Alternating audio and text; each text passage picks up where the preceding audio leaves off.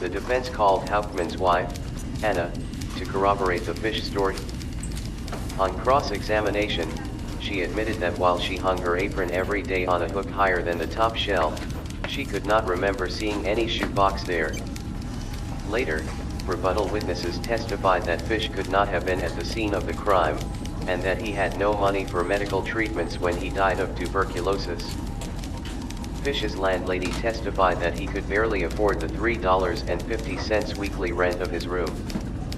In his closing summation, Riley argued that the evidence against Hauptmann was entirely circumstantial. No reliable witness had placed Hauptmann at the scene of the crime, nor were his fingerprints found on the ladder, on the ransom notes, or anywhere in the nursery. Hauptmann was convicted and immediately sentenced to death. His attorneys appealed to the New Jersey Court of Errors and Appeals, which at the time was the state's highest court.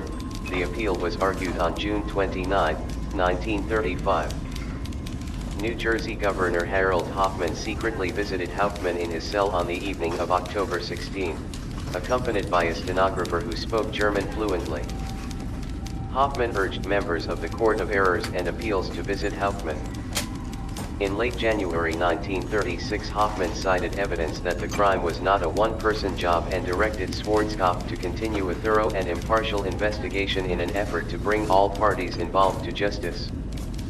It became known among the press that on March 27, Hoffman was considering a second reprieve of Hauptmann's death sentence and was seeking opinions about whether the governor had the right to issue a second reprieve. On March 30, 1936, Hauptmann's second and final appeal asking for clemency from the New Jersey Board of Pardons was denied. Hoffman later announced that this decision would be the final legal action in the case, and that he would not grant another reprieve.